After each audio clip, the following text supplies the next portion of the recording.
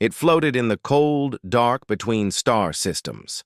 A massive structure the size of a small moon, built piece by piece over 300 years by 12 different alien species. Every corridor smelled like something different. Every corner had a new language bouncing off the walls. Traders, soldiers, diplomats, scientists, workers, they all came to Verith. It was the center of everything the Galactic Accord had built since the Great Wars ended. Like a place where species who had once tried to destroy each other now argued over trade agreements and shared meals they did not fully understand. It was loud. It was crowded. It was, most of the time, working exactly as it was supposed to. Sable Oren did not think about any of that. She was 26 years old, human, and currently on her hands and knees fixing a ventilation panel on level 9 of the station's maintenance corridor. Her tool bag sat open beside her. A half-eaten protein bar rested on top of it. She had been working since early morning and her back hurt. She was not remarkable. She knew this. Her file said she was a mid-level maintenance technician, 3rd rotation, assigned to the deep structure sections of the station that most visitors never saw. She kept pipes from bursting and air from going bad. It was not glamorous work, but it paid well enough, and she liked the quiet of the deep corridors. Her colleague, and a young man named Drift, who was technically her supervisor but mostly just the person who handed out work orders, leaned against the wall nearby eating something orange and gelatinous that Sable had never been able to identify. "You know what's 2 corridors over?" Drift said. Sable did not look up. "The old gate." "The old gate," Drift repeated, smiling like he had just said something exciting. The old gate was what everyone called it. Its real name, according to station records, was Pre-Accord Structure 7. It sat at the end of a sealed corridor on level 9, behind 2 sets of locked doors that the station's administration kept closed at all times. The gate itself was a tall, dark archway built from a material no current species had been able to fully analyze. Beyond it was a large, sealed chamber that everyone called the vault. No one knew who had built it. No one knew how old it was. It had been there before the station was built around it. All of the original construction crews had simply worked around the structure because no one could figure out how to move it, and no one could open it. That was the part everyone knew. Over the centuries, dozens of serious attempts had been made. The Kelvari, who were widely considered the most intelligent species in the Accord, had sent teams of their best scientists. The gate had not responded. The Drothari, who claimed a deep connection to energies that other species could not perceive, they had tried their own methods. Nothing happened. A Vren commander, one of the most decorated soldiers in Accord history, had once attempted to force the gate open with a cutting tool rated for starship hull plating. The gate had released a pulse of energy that knocked him backward 15 meters and left him unconscious for 2 days. The gate had never opened. Not once. Not for anyone. It had become a kind of symbol on the station, a reminder that not everything could be unlocked with enough intelligence or enough force. Most people had stopped thinking about it as anything other than a curiosity, a dead end, a very old, very stubborn door that led nowhere. Drift finished his orange thing and tossed the wrapper into his bag. "I dare you to go touch it." Sable finally looked up. "That corridor is sealed." "The second lock on Corridor C7 has been broken for 2 weeks, Drift said. I keep filing the repair request and nobody processes it, so technically you can just walk in." Sable stared at him. "It's not like anything will happen," Drift added. "Thousands of people have touched it. It just sits there." She should have said no. She knew that. There were rules about the gate corridor, broken lock or not. But her back hurt. Her work order was almost done, and she had been working since early morning.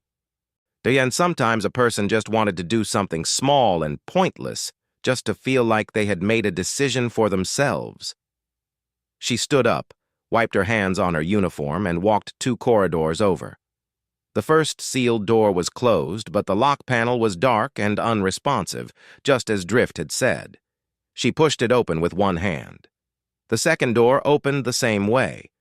The corridor beyond was dim, lit only by low emergency lighting strips along the floor. It smelled old. Not bad. Just old, like a room that had been closed for a long time. The gate stood at the end of the corridor.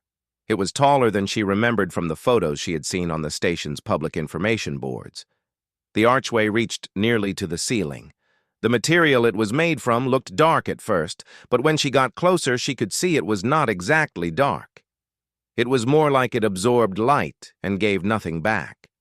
There was a panel to the right of the arch, smooth, flat. No buttons, on no screen, no markings of any kind. Sable stood in front of it for a moment. She thought about Drift's dare. She thought about how stupid this was. She thought about her back still aching from the ventilation work.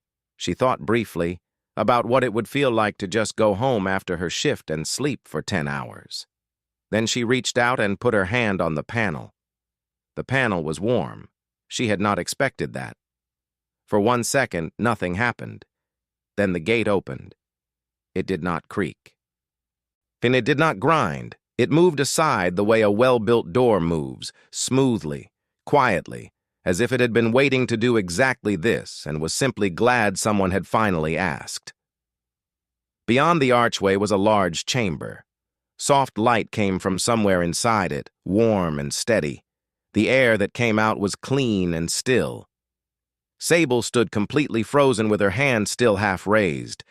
Then she heard the sound, a high, sharp tone from the corridor behind her. She turned around and saw the security sensor on the wall flashing red. The sensor that had never once activated in 300 years of this corridor existing was now awake and sending a signal to every security station on level 9. Within 4 minutes, 6 station security officers arrived. Behind them came 2 Kelvari station officials, 3 Drothari staff members, and Drift, who looked like he deeply regretted the dare. They all stood at the entrance to the corridor and stared at the open gate. No one spoke for a long time. One of the Kelvari officials, a tall, thin being with pale gray skin and large eyes that reflected light like polished stone, finally said something in his own language. The translation chip in Sable's ear caught it. "It let her in," he whispered. "It just let her in." Sable slowly lowered her hand. She looked at the open gate. She looked at the people behind her. She looked at the gate again. "I was just touching it," she said. Nobody responded to that. Word moved through Varath Station the way word always moves through a place where thousands of people live in close quarters, fast, unstoppable, and slightly distorted by the time it reaches the last person. By the end of that shift, every species on the station knew that a human maintenance worker had walked up to the pre-accord gate, put her hand on the panel, and then watched it open like it had been waiting for her. The Galactic Accord, for the first time in a long time, had no idea what to say. The emergency session of the Galactic Accord was not supposed to happen for another 6 months. They called it anyway. Within 48 hours of the gate opening, representatives from all 12 founding species were either present on Varath Station or connected through long-range communication relays. The main council chamber, a wide circular room near the top of the station with walls made entirely of transparent material so you could see the stars outside, was full for the first time in years. Sable Oren sat in a small waiting room just outside the chamber. She had been given a clean uniform, a cup of coffee, and no information about what was going to happen to her. A security officer stood near the door, not in a threatening way, but in the way that made clear she was not going anywhere just yet. She drank the coffee and waited. Inside the chamber, the arguing had already been going on for 2 hours. The Kelvari, who had 12 representatives present and who spoke in the careful, measured tones of people who believed that every problem was ultimately a logic problem waiting to be solved, were insisting on a full biological analysis of the human. They wanted tissue samples, brain scans, full neurological mapping. The gate had responded to her in a way it had never responded to any other being in 3 centuries. There had to be something measurable that explained it. The Vren representative, a large being with a dark exoskeleton and a voice like gravel being crushed slowly, said that the analysis was pointless and insulting. What mattered, he argued, was that the gate should be examined again with better tools. The problem was not the human. The problem was that the gate had never been fully understood. Find what the gate is looking for, and then find a way to replicate it. Simple. The Drothari sat in a cluster near the back of the chamber and had not said much since the session started. Those who knew the Drothari understood that silence from them was never actually silence. They were listening to things other species could not hear. Their spiritual tradition held that consciousness extended beyond the physical body, and that the most advanced state of being was one in which the individual self had dissolved into something larger and more permanent. They were, according to their own belief system, the most evolved minds in the Accord. They had been trying to get the gate open through methods of focused thought and energy projection for almost a century. The gate had ignored them completely, and their silence now was the kind that comes from people who are not sure they want to hear the answer to a question they have been avoiding. Sable was brought in eventually. She stood in the center of the chamber, under the full attention of the most powerful gathering of species representatives the Accord could put together, and she looked at them all and said, honestly and without any particular drama, "I really was just touching it." The tests began the next morning. Over the following week, Sable was examined in ways that she had not known were possible. The Kelvari scanned every structure in her brain down to the cellular level. The Drothari sat across from her in a quiet room for 3 hours and did something she could not see or feel, but which left them looking troubled afterward. 3 different xenobiologists compared her physical profile to every other human on the station's staff and found nothing unusual. She was not stronger than average, and she was not more intelligent than average. She had no history of exceptional achievement, no unusual medical profile, no genetic markers that stood out from any other human baseline. She was, as one of the Kelvari scientists wrote in his notes, completely ordinary. Then the second test happened. Quietly, without public announcement, the station's security chief arranged for 3 other humans to be given access to the corridor. They were told it was a voluntary study. All 3 agreed. They walked up to the gate one at a time. All 3 watched it open. Then a Vren soldier, one of the youngest and most decorated members of the Accord's Joint Security Force, asked to attempt the gate again. He had tried once before, years ago, as a young recruit on a dare not so different from the one that had sent Sable down that corridor. The gate had rejected him then. He wanted to try again, now that he was older and more experienced and had faced death in battle 3 times over.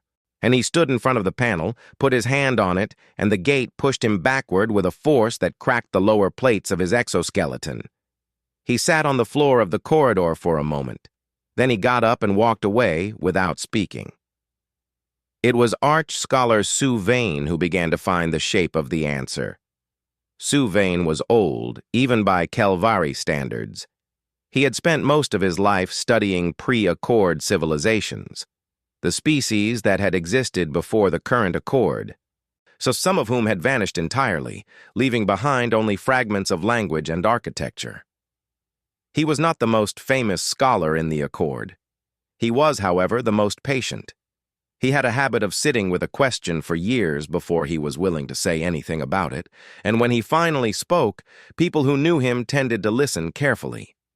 He had been sitting with questions about the gate for most of his adult life, and he spent 3 days after the second test sitting alone in his quarters with 200 years of Accord research on the gate, plus every piece of human psychological and anthropological literature the Kelvari archives held.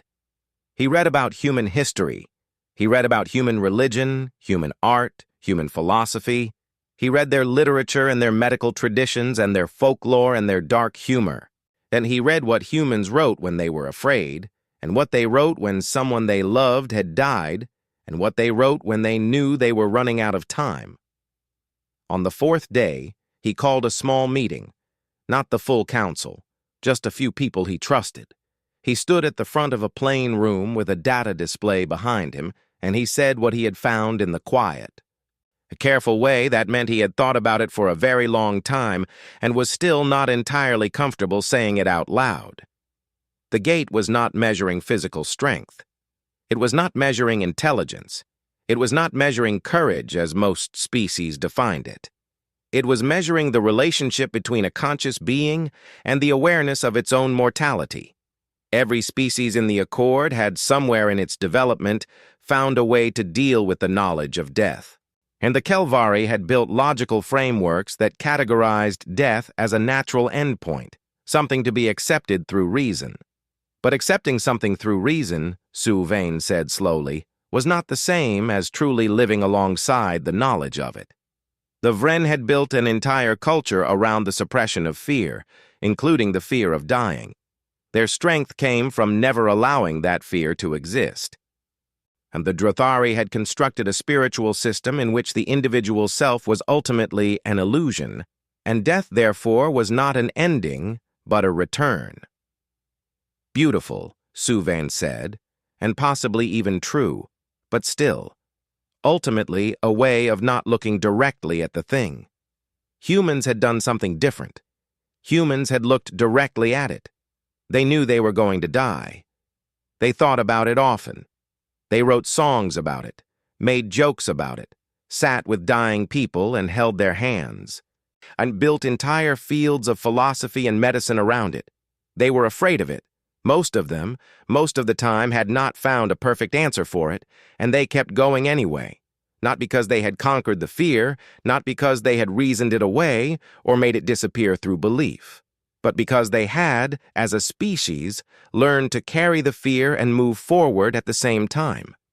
The room was very quiet when Sue Vane finished. One of the younger scholars asked the question that everyone was thinking.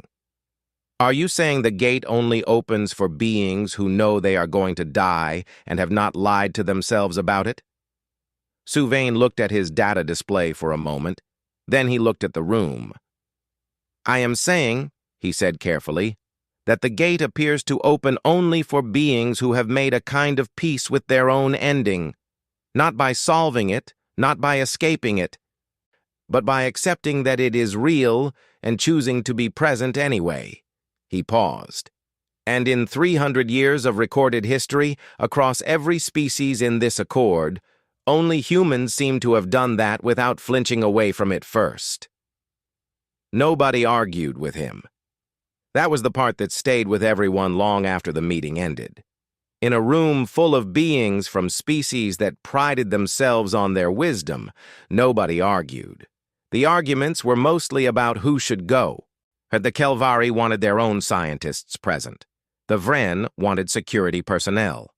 The Drothari asked, in their quiet way, whether anyone had considered that the vault might not want to be studied at all, and were largely ignored. 3 different subcommittees filed reports. 2 of the reports disagreed with each other. One committee's report disagreed with itself, somewhere around page 40. In the end, the decision was straightforward, even if nobody liked how simple it was. Only humans could enter, so humans would go. They could bring their own equipment, their own expertise, and they would document everything and share it with the full accord. Sable Oren, as the first person to open the gate, was asked if she wanted to be part of the entry team. She said yes before they finished asking. The team that walked through the gate on a Tuesday morning, station time, was small. Sable was there. Alongside her were 2 xenoarchaeologists named Petra and Roan. so both of whom had spent their careers studying pre-accord structures and who had barely slept since hearing the news. The fourth member was a security officer named Jace, a tall, quiet woman with short hair and the kind of calm that came from having done difficult things before. They each carried recording equipment, atmospheric sensors, light sources, and enough food and water for 2 days, in case something happened and the gate decided to close behind them. Sable put her hand on the panel, but the gate opened. They walked in. The chamber beyond was larger than any of them had fully appreciated from the outside. The ceiling was high. The walls curved inward slightly at the top, giving the space the feeling of the inside of something organic, like a rib cage. The light they had seen from the corridor came from the walls themselves. A soft, even glow with no visible source, warm without being yellow, clear without being harsh. The air was clean and still and slightly cool. And there was no dust. After hundreds of years, there was not a single particle of dust anywhere. Petra whispered something to Roan. He nodded. Neither of them spoke loudly. It felt like the kind of space where speaking loudly would have been wrong. The columns began about 20 meters in. They rose from the floor to the ceiling in long rows, each one roughly the width of 2 people standing shoulder to shoulder. They were made of the same dark material as the gate. But here the surface was different. The columns were clear in a way the gate was not. Deep inside each one, suspended and preserved like something set in glass, was what looked like a still image, but not quite an image, more like a frozen moment, a scene. People, or what looked like people, caught in motion. Buildings, landscapes with unfamiliar skies. Some showed places that looked warm and alive. Others looked like ruins. Others showed things that none of the 4 humans could name or recognize. Roan stood in front of one column for a long time. The people inside it, if they were people, were tall and thin, with 4 arms and heads that were too wide for their necks. They were standing in what looked like a doorway, looking out at something the column did not show. "These are records," he said. "They're not images. They're records. Like a whole moment. I kept exactly as it was." Petra was already moving deeper into the rows. She had her recording equipment raised, sweeping slowly back and forth.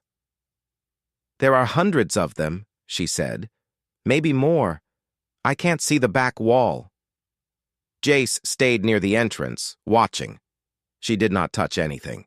She kept her eyes moving, not because she expected a threat, but because someone needed to stay observant, while the others were already lost in wonder. Sable walked between the columns slowly. She looked at each one as she passed. The people in them were all different. Different shapes, different sizes, different numbers of limbs, different environments. But every column showed a single moment, one scene, one group of beings, one place, frozen perfectly and kept here in the dark for however long this chamber had existed. Some of the columns were dark, not transparent like the others, completely dark, as if whatever was inside had been sealed off or had faded entirely. She noticed that the dark columns outnumbered the clear ones. At the very center of the chamber there was a space where all the rows ended, leaving an open circle of floor. In the middle of that circle stood a single piece of equipment. It looked nothing like the columns. It was a low, flat structure, roughly desk height, made of a different material, lighter in color, with a surface that had visible markings on it. Not decorations, instructions, or something like instructions. There was a screen above the flat surface. It was on. The screen had text on it, not any language any of them recognized. Roan photographed it immediately and fed it to the linguistics AI he carried in his pack. The AI worked through 3 attempts before it produced anything coherent. The translation came back partial and rough, with gaps where the AI could not find matching structures in any known language, but enough of it came through. Sable read it quietly to the others. The ones who built this chamber were gone. They had been gone for a very long time before the current accord was even a concept. They were the ones who came before the ones who came before, an earlier civilization, or a network of civilizations that had reached a point of understanding the rest of the galaxy had not yet matched. They had watched other species rise and collapse.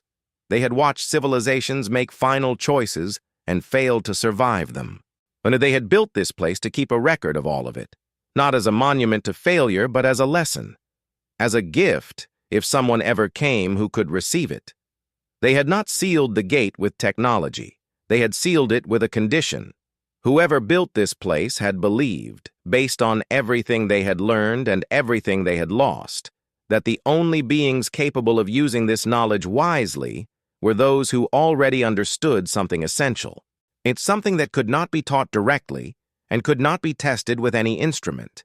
Something that came from a specific and very hard-won relationship with the fact of being alive and being mortal at the same time. The last part of the message was the clearest. It said, "This archive was left for those who could look at an ending and choose to act anyway. If you are standing here, you already carry what we looked for. That was the only door we ever built. That was the only key we ever required." Sable stopped reading. The chamber was very quiet. Petra had tears on her face and seemed not to have noticed. Roan sat down on the floor cross-legged, like someone who needed a moment before they could continue. Jace, near the entrance, stood completely still with her hands at her sides. Sable looked at the screen for a long time. Then she pulled her small folding chair from her pack, sat down in front of the terminal, and opened her recording tablet. All right," she said quietly, mostly to herself. "Let's see what you left us." She began to read. The linguistics AI worked slowly, piece by piece. Most of what came through in the first hours was incomplete, but some of it was clear. And even the incomplete pieces were enough to understand what this place was and why it had been waiting. It was not a treasure vault. It was not a weapon. It was not a power source. And it was the last honest record of everything that had come before, kept safe until someone came along who would not waste it. Outside the chamber, on the other side of the open gate, the rest of Verath Station waited. Security cameras fed live images of the open archway to the council chamber above, where the representatives of 12 species sat in silence and watched the light coming from inside. None of them could go in. All of them were watching. Sable read on. And the first full translation package was released to the Accord 3 weeks after the entry team went inside. It was not everything. Most of the archive was still being worked through. The linguistics AI was processing fragments slowly, cross-referencing with every known language in its database, building new structural models from scratch when nothing matched. The xenoarchaeologists estimated years of work ahead, possibly decades. But the first package alone, the message from the builders, and the overview of what the columns contained, and a partial record of the first 43 civilizations cataloged in the archive, was enough to change the tone of every conversation on Verath Station. The Galactic Accord held a full session to receive the translated material. Humanity's ambassador, a woman named Cress Moreau, presented it to the chamber without ceremony. She was 61 years old, gray-haired, yet with the unhurried manner of someone who had attended enough important meetings to know that the most important ones did not need decoration. She stood at the front of the chamber and told the representatives what had been found. She read parts of the builder's message aloud. She showed images from inside the vault, the columns, the terminal, Sable sitting at the screen with her tablet open and a cup of cold coffee beside her. Then she sat down and let the room have its reaction. The Kelvari were the first to speak. Their senior delegate, a tall elderly being named Ursal, said that the full archive should be made accessible to all species immediately. Knowledge, he said, was the common property of conscious life, and no single species should hold exclusive access to information of this significance. His tone was measured and reasonable as it always was, and if there was an edge underneath the reasonableness, he did not allow it to show clearly. The Vren representative said nothing for a long time. When he finally spoke, his voice was flat in a way that those familiar with the Vren recognized as controlled. He said the situation needed to be examined for security implications before any further action was taken. He said the gate's selective access was a potential vulnerability. He said the translation process should be supervised by a multi-species panel. And every person in the chamber understood that he was not actually talking about security implications or supervision panels. He was talking about the fact that the Vren had tried to open that gate and been thrown to the floor, and now a species that his culture had, for most of recorded history, considered one of the least physically impressive in the Accord, had walked in without effort. That was not a political problem. It was a wound to something deeper. And the Vren built their identity on the idea that the strongest and the most fearless earned the right to stand in any room.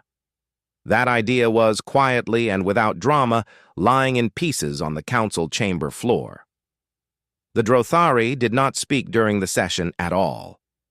Afterward, their senior spiritual advisor, a small being with large dark eyes named Soren Voss, requested a private meeting with Ambassador Moreau. They sat together in a small room near the council wing. Soren Voss spoke carefully, choosing each word like someone picking up fragile things. The Drothari tradition taught that the highest state of consciousness was the dissolution of the individual self, the merging of personal awareness into something greater and more permanent. It was the core of their spiritual practice. Their most revered teachers were those who had, through long years of work, reduced their attachment to the individual life so completely that they moved through the world without fear, without need, and without the small, desperate clinging that defined lesser stages of development. The gate had not opened for them. "We believed," Soren Voss said quietly, "that we had moved beyond the attachment to our individual existence, that we had transcended the fear of ending." He was quiet for a moment. "But perhaps what we did was not transcend it. Perhaps we only succeeded in convincing ourselves it was not there." Moreau did not say anything immediately. She was not a philosopher, but she had been listening to people talk for 61 years, and she knew when someone was working through something real. "The Builder's message says the gate looks for beings who have accepted that they are mortal without lying to themselves about it," she said. "That's not the same as not being afraid. I think that's the part that surprised most people." Soren Voss looked at his hands. "We were very good at convincing ourselves we were not afraid." "Most people are," Moreau said. "That's not a failure. That's just hard." Outside the station, the news was spreading across the Accord's communication networks. The story of the gate had been public knowledge since the first day, but the release of the translation package turned it from a curiosity into something larger. Species across Accord space were discussing it. On Kelvari Prime, academics were already publishing responses. On the Vren homeworld, there was reportedly a public silence, not an official one. Just a spontaneous collective quiet that had settled over the major population centers for about a day before things returned to normal. Human space was not quiet. Human space was characteristically extremely loud. Opinion pieces, conversations, arguments, jokes, philosophical debates, and personal essays were spreading across every human communication channel at a volume that impressed even people used to how humans responded to things.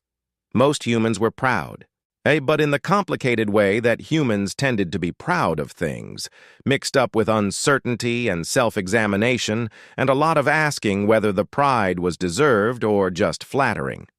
Some people pointed out that plenty of humans were afraid of death and did not feel at peace with anything. Others pointed out that was exactly the point. It was not about having no fear. It was about what you did alongside the fear. Unless a retired doctor on a human colony world wrote a short piece that circulated widely. She wrote that she had spent 40 years sitting with dying patients, She had held the hands of people who were terrified and people who were calm and people who were angry and people who were ready. Not one of them had pretended the ending was not coming. They had all looked at it clearly. What they had done with that clarity was different for each of them, but the looking, the honest, the undefended looking, was the constant. She thought maybe that was what the gate had found. Back on Vareth Station, Ambassador Morrow gave her formal response to the accord. She stood in the council chamber and told them simply what humanity intended to do with its access to the vault. The translation work would continue.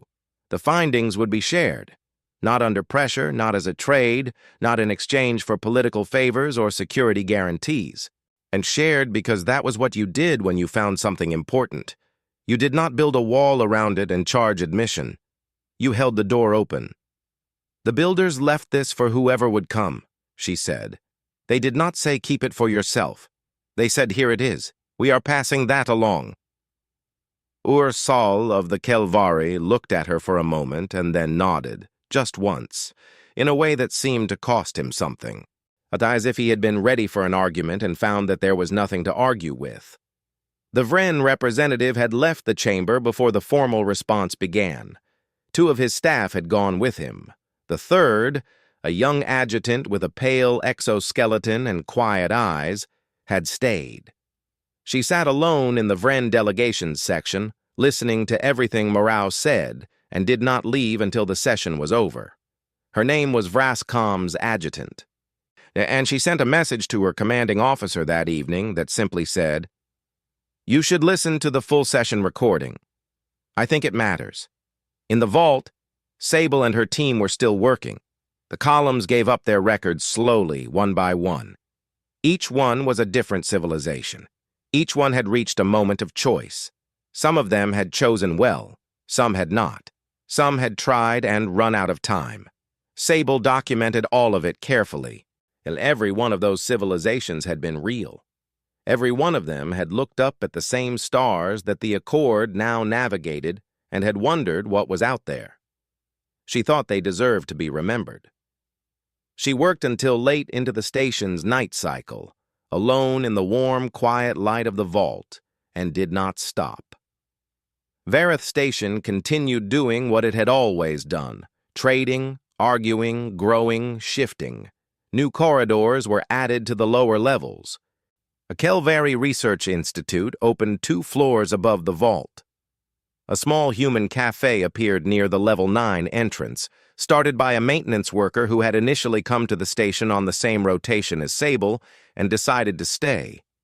The cafe was always busy. It served something called black tea that no other species fully understood, but many had learned to appreciate. The work in the vault continued without pause. The translation team had grown. It was still all human. The gate had not changed its criteria, but there were now 12 people working in shifts, and the linguistics AI had been updated 3 times as new structural patterns were identified in the archive's language. Over 3 years, they had cataloged and partially translated the records of 211 civilizations. Each column was different. Each one told its own story.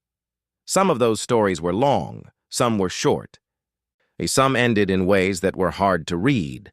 Whole civilizations that had been brilliant and complex and full of life had reached a single critical moment, a choice about how to use what they had built, or how to treat the species beside them, or whether to turn their technology toward survival or destruction, and had chosen badly, not always out of cruelty, sometimes out of fear, sometimes out of exhaustion.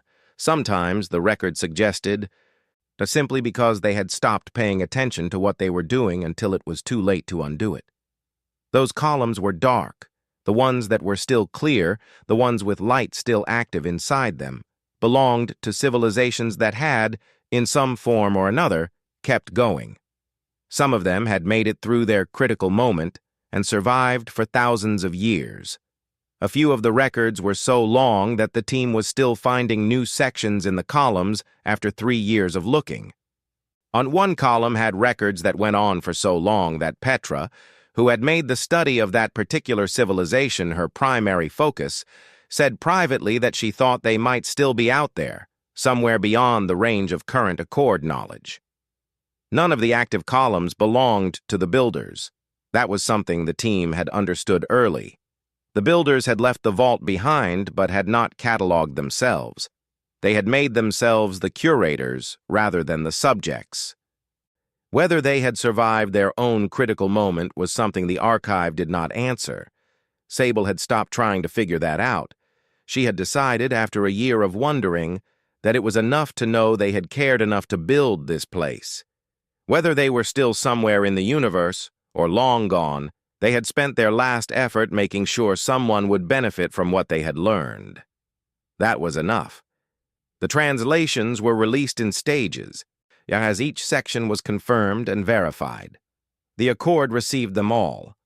Every species had access to the full record as soon as it was ready. This had not been negotiated or bargained for. It had simply been done, the way Ambassador Moreau had promised it would be done. The Kelvari had built a dedicated research center on their home world to analyze each new release. Several other species had formed academic partnerships to study the archive together. And a new joint field of scholarship had emerged, one that had no name yet, but that everyone understood was about learning from endings. The political arguments had not gone away. They had just changed shape. There were still debates about access and oversight and what should or should not be done with certain information. There would probably always be debates. That was how the Accord worked. But beneath the debates, something else had shifted. Something harder to name and harder to argue with. Our people were thinking differently about the dark columns. Not with fear. More with the kind of attention that comes when something that used to feel abstract becomes real and specific. Every one of those dark columns was a reminder that arriving at this moment, being part of an Accord that had survived long enough to stand in this room and read these records, was not guaranteed. It had not been guaranteed for any of the civilizations in this archive. It was not guaranteed for the Accord either. And that understanding had a weight to it, a useful weight. The Vren had been quietly changing in the way that large and proud things change, slowly and without announcing it. Vrascom was a general. He had led 3 campaigns in the years before the Accord's current peace, and was, by any standard of his culture, among the most accomplished soldiers of his generation. He was the one who had cracked his exoskeleton on the gate, twice now. And the second attempt had been after the translation package was released, when he had thought, alone in his quarters at night, that maybe understanding the reason for the gate's condition would be enough to meet it. He had walked down the corridor, put his hand on the panel, and been rejected again. He had not told anyone about the second attempt. He had sat in the corridor for a while afterward and thought about it honestly. And what he had thought was that he still did not fully believe he was going to die. Not really. Not in the deep, honest way the message described. He believed it intellectually. He had seen people die. He had nearly died himself.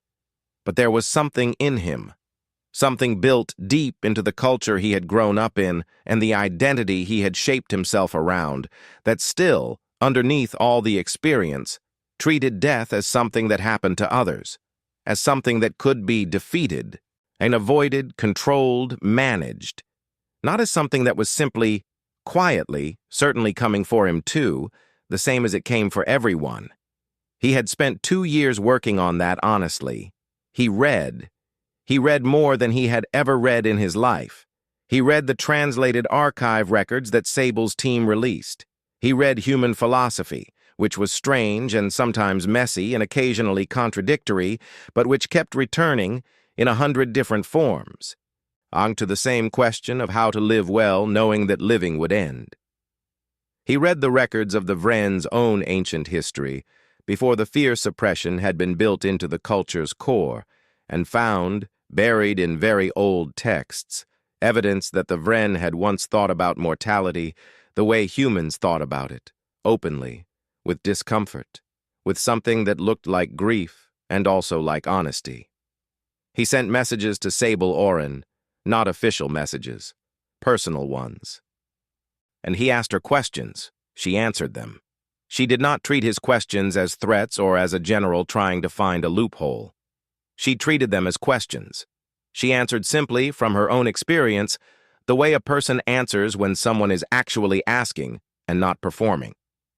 One message she sent him said, "I'm not brave about death. I think about it more than I'd like to. I just stopped trying to talk myself out of thinking about it. That's the whole thing. It's not heroic. It's just honest." He had read that message many times. On an ordinary morning, 3 years and 2 months after Sable Oren had first put her hand on the gate panel on a dare, Vrascom walked down the level 9 corridor alone. He did not tell anyone he was going. He did not prepare a speech or a plan. He walked slowly, and he thought about his life, the campaigns, the victories, the beings he had known who were no longer alive, at the years he had ahead of him that were fewer than the years he had already lived. He thought about the dark columns in the vault. He thought about all those civilizations that had tried and failed and left their last moment suspended in crystal for whoever came after. He thought about himself in that column, not as a hero, not as a survivor, just as a being with a fixed amount of time, standing in a corridor, trying to be honest. He put his hand on the panel. The gate opened, and he stood very still for a moment. Then he stepped through. The vault was warm and quiet. The soft light came from the walls the same as it always did. The columns rose around him in long rows, dark and clear in their different states. The air was clean and still. Sable was at the terminal. She had a cup of something warm and a data pad covered in translation notes. She looked up when she heard him come in. She looked at him for a moment, at the large, armored, a deeply dignified figure of a Vren general standing just inside the gate with an expression that was very carefully not showing how much this moment had cost him. "Took you long enough?" she said. Vrascom looked at the columns. He looked at the terminal. He looked at the warm light filling the space that had been sealed for centuries, waiting for someone who could receive it honestly. "I had to stop pretending," he said. Sable nodded. She held out the data pad. "That's all it ever asked," she said. "Here, start with column 47. That one is important." He took the pad. He sat down beside her. For a while, neither of them spoke, and the vault was quiet around them, and the columns held their records carefully the way they had for longer than any current civilization had existed. Somewhere in the rows, in one column near the back that the translation team had not reached yet, a light that had been dim for a very long time grew slightly brighter, as if something that had been waiting, patiently and without any urgency, had finally recognized what it had been looking for. The work continued. The door stayed open. That, in the end, was the whole story.